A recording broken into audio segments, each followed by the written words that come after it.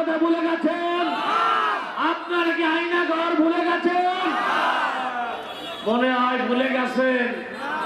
কেউ chairman member হওয়ার জন্য খাই খাতের পাঠাচ্ছেন, ঠিক কিনা?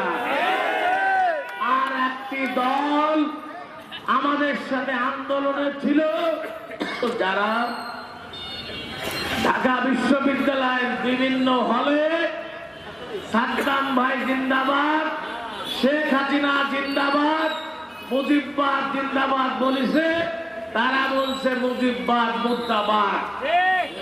ওই লুঙ্গির দল থেকে এসে কিছু মানুষ ওই দলের নেতা হয়েছে, কেউ আবার সমন্বয় হয়েছে। একটি আদর্শিক মানুষ যিনি মাওলানা ইসলাম পছন্দ করেন, তিনি কি নবী মুহাম্মদ সাল্লাল্লাহু আলাইহি সাল্লামকে মানেন না? কোরআন মানেন না? খুলাফা মানেন না? হাদিস মানেন না? তাহলে আপনি আবার আওয়ামী লীগ হলেন, বিশেষ সময় বললেন আমি ওই সংগঠনের কর্মী, ছাত্র শিবির বা জামাত ইসলামের কর্মী। ভণ্ডামি ছাড়া আর কিছু? যদি আদর্শিক আল্লাহর এবং রসুলের মহব্বতের কলিজার টুকরো হয়ে থাকে, আখিরাতের চিন্তা হয়ে থাকে, তাহলে কৌশল করে কি আওয়ামী লীগের জয় বাংলা দেওয়া যায়? জয় বাংলা দেওয়া যায়?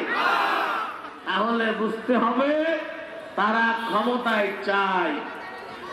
আজকে বাংলাদেশের জমিনে 5 তারিখে যখন শেখ হাসিনা উড়ে গেল, তখন তারা চিন্তা করলো 6 তারিখে পূজা মণ্ডপ পাহারা দিতে, আগের দিন একসাথে মিছিল করলাম, মিটিং করলাম, তারা কিন্তু ডিভাইডেড হয়ে গেল।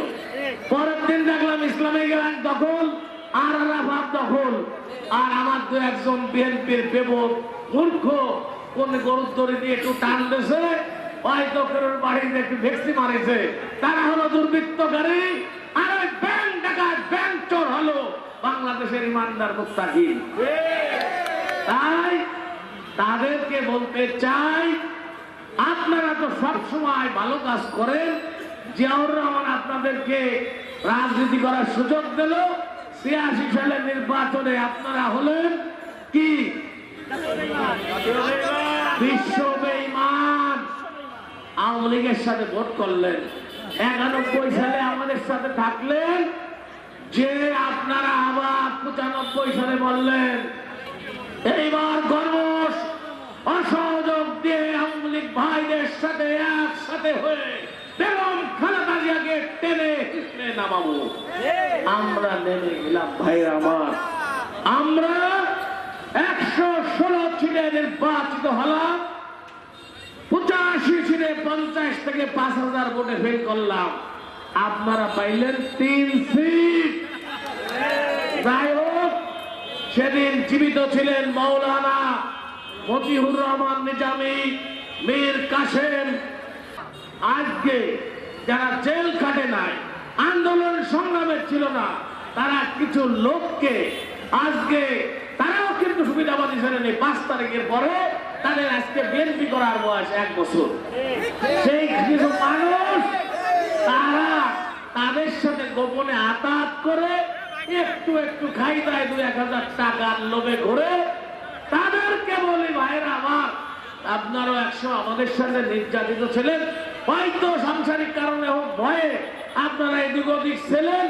আজকে ঐক্যবদ্ধ হবে, দলের মধ্যে যাকে নমিনেশন দেয় তাকে নিয়ে মাঠ পর্যায়ে কাজ করে। একবার দেখি অমুক ভাই, আর একবার ভাই তমুক ভাই।